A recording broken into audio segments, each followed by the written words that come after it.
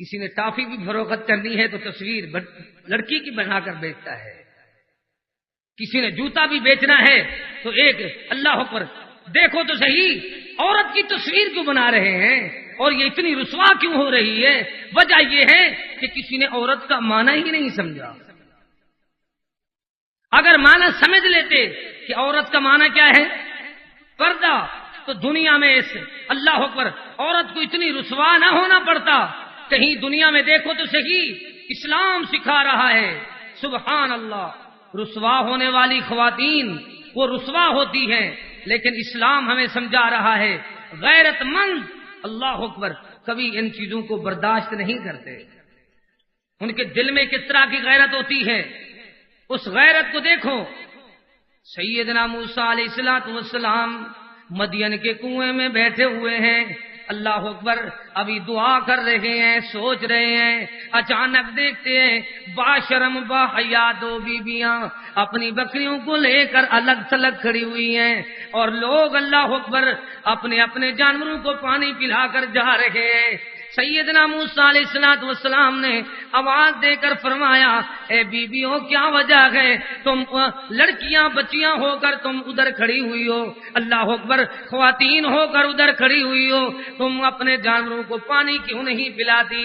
انہوں نے کہا ہمارا باپ جو ہے وہ بوڑھا ہو گیا ہے، بھائی ہمارا اللہ تعالی نے نہیں دیا.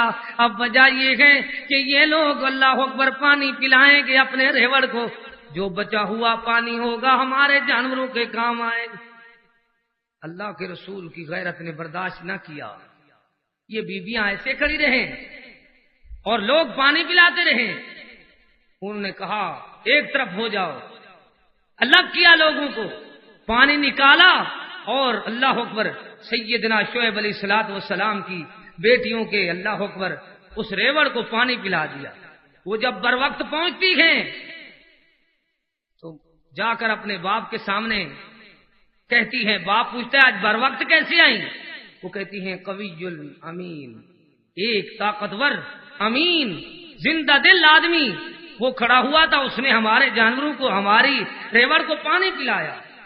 اب آئیں باپ کے کہنے پر دونوں بہنیں کس طرح آئیں؟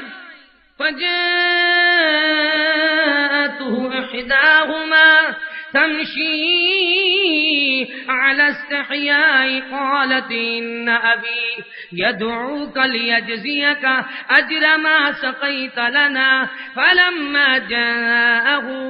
اللہ تعالی نے قرآن کریم میں بتایا امشی علی استحیاء، حیا میں چلتی ہوئی آئیں.